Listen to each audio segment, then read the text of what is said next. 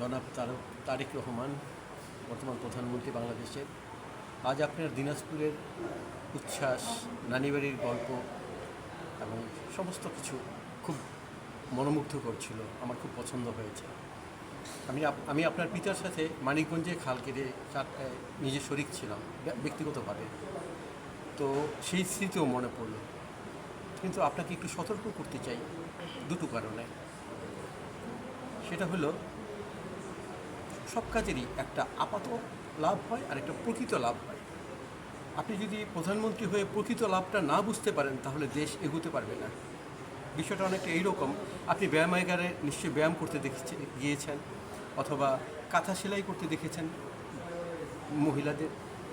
যদি কাঁথা সেলাই যারা করে, তারা যদি সুতার শেষ মাথায় যদি একটা গিট না দেয়, সে যদি 1,00,000 কিলোমিটারও সেলাই করে, তার কিন্তু সেলাই হবে না। আর যারা ব্যায়ামাগারে গিয়ে দৌড়াতে থাকে, ওই মেশিনটাতে দাঁড়িয়ে, যে মেশিনে দাঁড়িয়ে সে দৌড়ায়, সে কিন্তু এতটুকু আগায় না, এক হাতও সামনে আগে বাড়তে পারে না, কিন্তু সে ঠিকই দৌড়চ্ছে।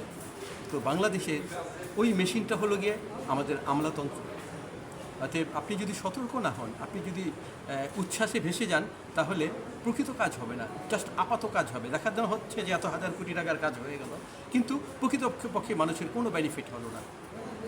কেন হলো না, এই দুইটা উদাহরণ দিয়ে আমি বোঝাতে চাইছি যে এটা আমার ব্যক্তিগত নিরাপত্তার কারণে আমি বিস্তারিত বলতেছি না, কিন্তু আপনার এই উচ্ছ্বাসকে সম্মান জানাই।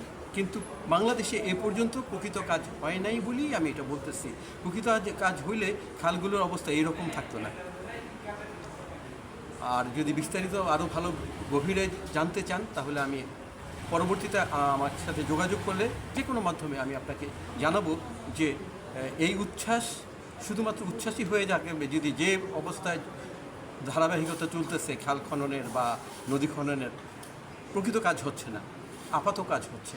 প্রকৃত কাজ কী করলে হবে, এ বিষয়ে আমি ধারণা দিতে পারবো, কিন্তু এটা আজকে না, সময়ে দিব। অনেক ধন্যবাদ। আপনার সর্বপ্রকার সাফল্য কামনা করি। আসসালামু আলাইকুম ওয়া রাহমাতুল্লাহ।